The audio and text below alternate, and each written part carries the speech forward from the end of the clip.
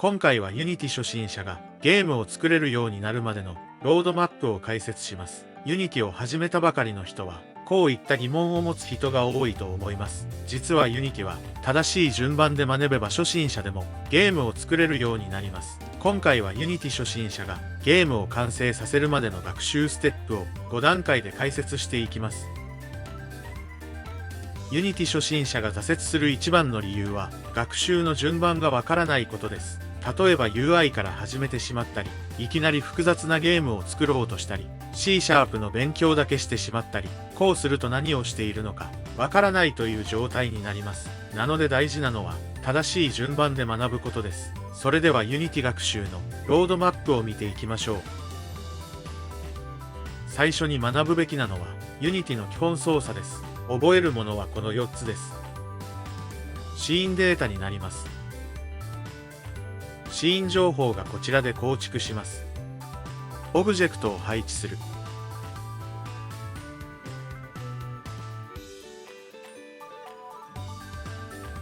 マウスで位置を動かす。インスペクターで位置を動かす。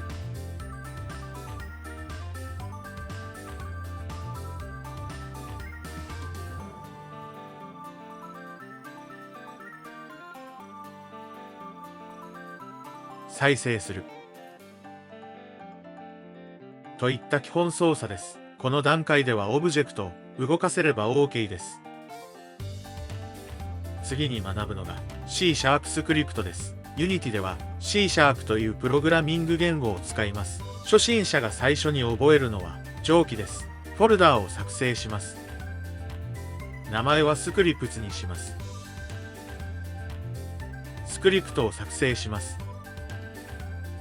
名前はテストにします。ファイル名イコールクラス名になります。ゲームオブジェクトにつけるならば必ず継承してください。スクリプトを書けるようになるとキャラクターを動かす、ジャンプさせる、こういった処理を作れるようになります。次に学ぶのが UI です。UI とは上記などのことです。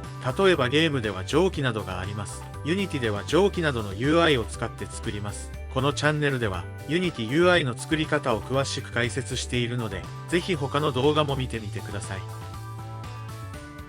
ここからゲームらしくなります。作るものは上記などです。例えば敵を倒す、アイテムを取得する、レベルアップする、といったゲームの仕組みを作ります。ここまで来るとゲームが完成します。Unity では上記などを作ることができます。完成したゲームは上記などに公開することもできます。Unity 初心者のロードマップをまとめると、この順番で学ぶと、初心者でもゲームを作れるようになります。このチャンネルでは、Unity でゲームを作れるようになるための解説動画を投稿しています。特に上記などを解説しています。